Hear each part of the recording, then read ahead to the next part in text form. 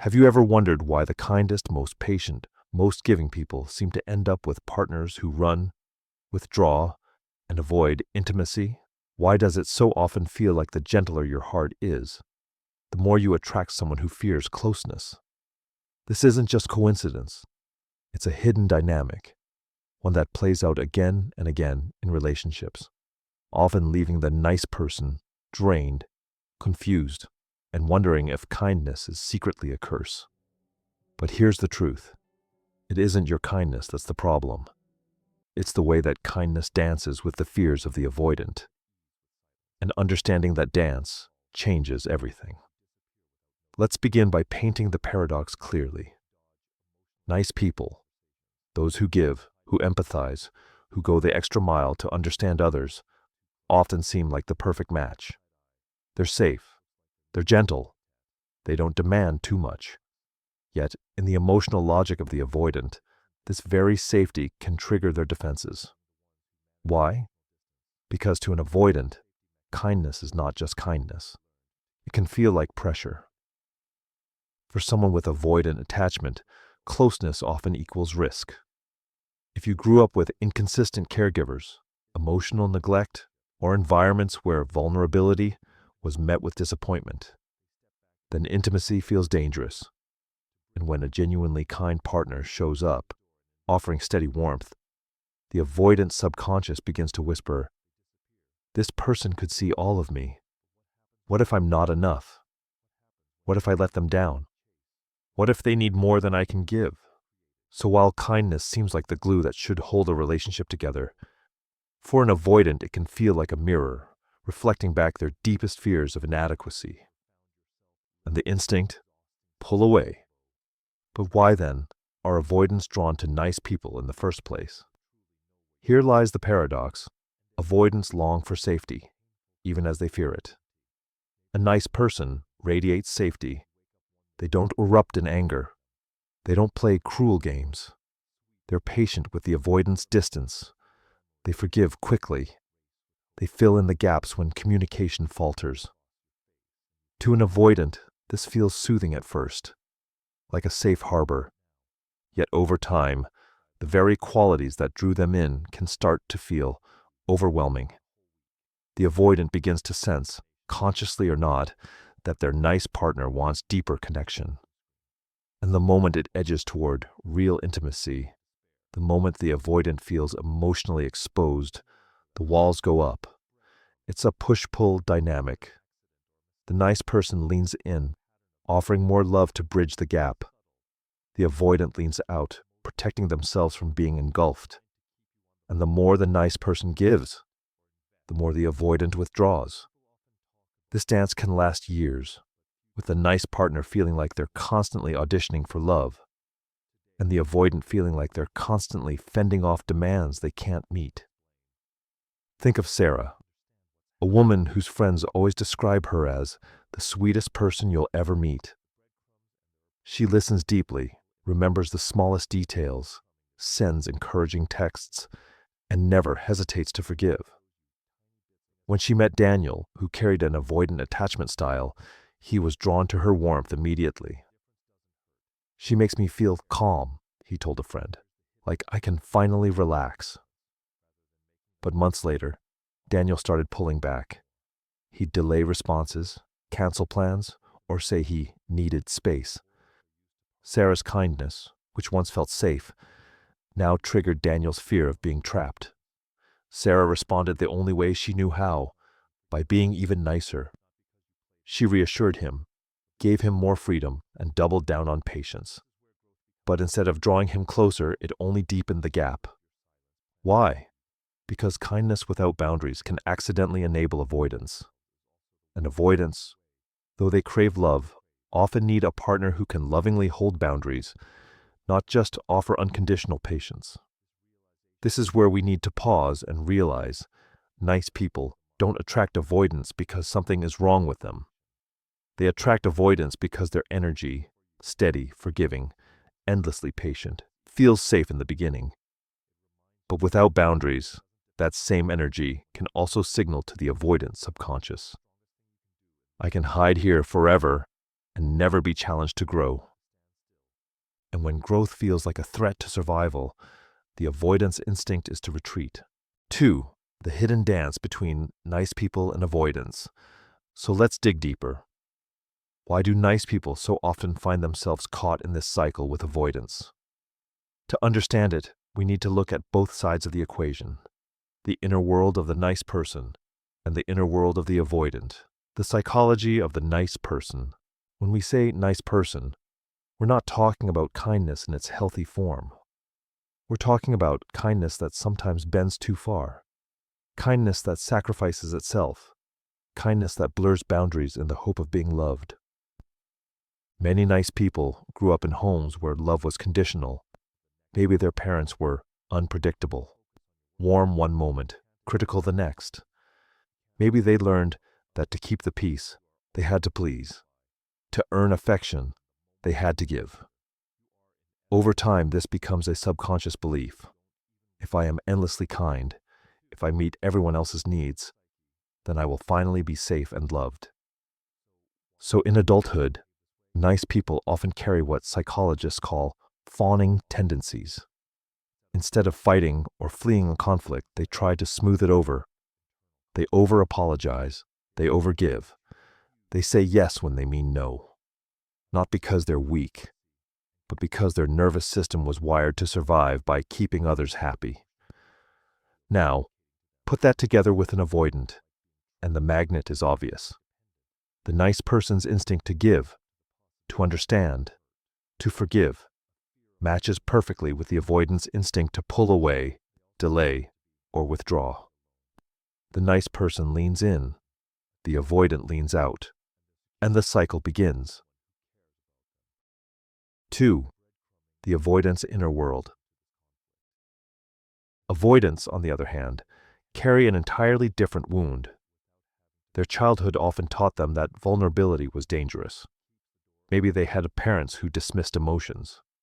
Maybe when they cried, they were told to toughen up. Maybe love was inconsistent, so they learned to rely only on themselves. The avoidant's core belief? If I depend on others, I will be let down.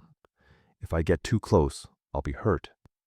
Better to stay safe by staying distant. So when an avoidant meets a nice person, at first it feels like a dream. This person doesn't criticize. They don't pressure. They give and give, asking for very little in return. To the avoidant nervous system, this feels safe, at least temporarily. But here's the catch. Avoidants also fear being engulfed. So when the nice person's kindness begins to edge toward intimacy, the avoidance alarms go off. They start thinking, I can't give this much. They'll want more from me than I can handle. I'll lose myself if I get too close. So they pull back. 3. The push-pull cycle. Here's how it usually plays out. The avoidant feels soothed by the nice person's warmth. The nice person feels hopeful. They've finally found someone they can love fully. The avoidant begins to fear closeness and withdraws. The nice person senses the distance and responds by being even nicer. They try harder, give more, reassure more. The avoidant feels pressured and pulls back further. The nice person feels hurt but thinks, if I just love harder, maybe they'll come back. And so, the cycle repeats. One partner runs, the other chases. One protects, the other pleases. It feels tragic because both people actually want the same thing: safety, love, connection. But they're locked into opposite strategies for survival. 4. A story. Michael and Emily. Let me tell you about Michael and Emily. Michael was the classic nice guy. He always opened doors, paid for dinners, and made sure Emily felt cared for. When she seemed distant, he sent her long messages explaining how much he valued her.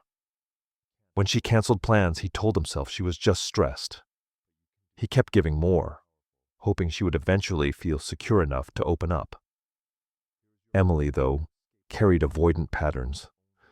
At first, she loved Michael's sweetness.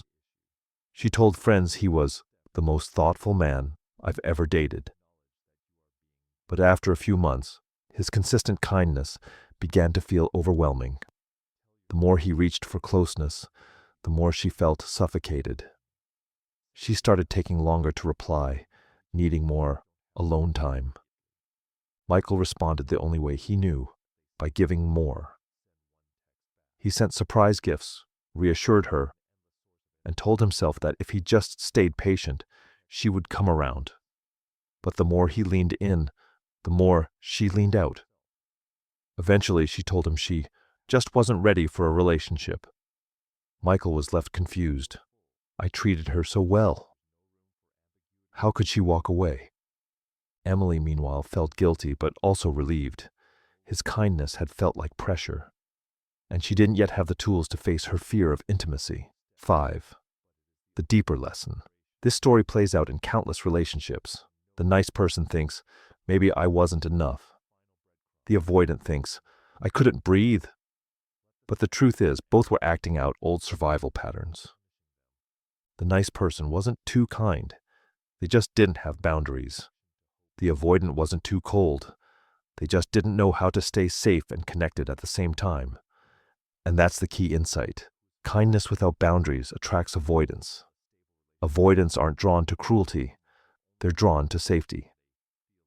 But when that safety comes without clear limits, it creates a dynamic where one overfunctions and the other underfunctions. 6. Where healing begins. So where does this leave us?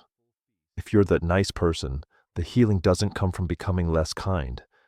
It comes from pairing kindness with strength. From realizing that your worth isn't measured by how much you can give or how much you can tolerate. Avoidants may be drawn to nice people, but they stay with those who can love without losing themselves, who can say, I care about you deeply, but I won't chase you. I will stand here with love, but I will also walk away if my needs are ignored. That energy, calm, grounded, self-respecting, is often the very thing that allows an avoidant to feel safe enough to stay. 3. Healing the cycle, from attraction to transformation. We've now uncovered the hidden dance between nice people and avoidance, the giving and pleasing on one side, the withdrawing and distancing on the other. But the real question is, how do we break free from this cycle? How do nice people stop attracting avoidants who cannot meet them? And how do avoidants learn to stay close without running away? Let's explore together. 1. The mirror effect. One of the most powerful truths about relationships is this. We are drawn to people who reflect our unhealed parts. For the nice person, the avoidant often mirrors the unavailable parent or partner from their past. On some deep, unconscious level, the nice person believes, if I can love this avoidant enough to stay, then maybe I'll finally heal the wound of being abandoned. For the avoidant, the nice person mirrors the smothering parent or overwhelming caretaker. The avoidant feels that same sense of being swallowed up, of not having space to breathe. Their nervous system screams, run before you lose yourself again. So what happens? The relationship becomes less about two people in the present moment and more about two nervous systems reenacting old stories. The first step to healing is recognizing this mirror effect. Asking yourself, am I really in love with this person, or am I trying to heal a wound through them? 2. A story.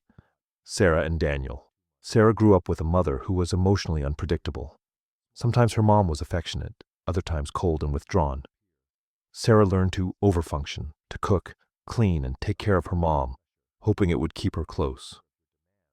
As an adult, Sarah became the quintessential nice person. She never wanted to burden others. She prided herself on being low maintenance. Then she met Daniel. At first, Daniel seemed perfect. He was funny, charming, and independent. Sarah admired his confidence. But soon, Daniel's avoidant tendencies began to show. He canceled plans last minute, avoided talking about feelings, and often disappeared into work when things got too intimate. Sarah felt the old wound reopen. Instead of setting boundaries, she tried harder. She bought him gifts, gave him space, reassured him that she wasn't needy. The more she gave, the more Daniel pulled away. Eventually, Sarah broke down. She cried, asking him why he was so distant. Daniel shrugged and said he wasn't good at relationships. Sarah felt crushed. She thought, I gave everything. Why wasn't it enough? But here's the deeper truth. Sarah wasn't not enough. She was simply replaying the old role she had learned with her mother. And Daniel wasn't cruel. He was just repeating his own script of withdrawing when love felt too close. 3.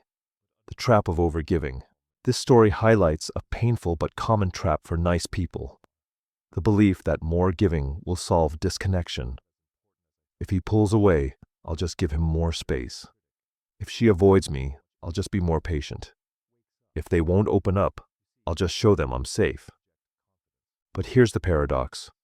Overgiving doesn't create closeness. It creates imbalance. It signals to the avoidant, consciously or unconsciously, I'll do all the emotional work. You don't have to. And to the avoidant nervous system, this imbalance feels suffocating. The more one partner gives, the more the other feels pressured to give back. The avoidant, fearing they can't meet that level of giving, withdraws, and the cycle spins again. Breaking free requires a radical shift, replacing overgiving with boundaries. 4. Boundaries as love. Many nice people fear boundaries because they believe boundaries push people away. They think, if I set a boundary, I'll lose them. But the truth is, boundaries don't push away love.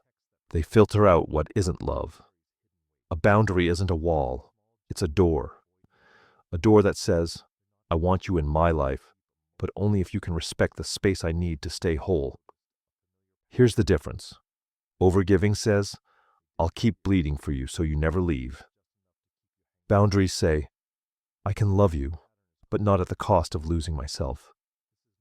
And this is exactly the kind of energy that an avoidant, ironically, respects.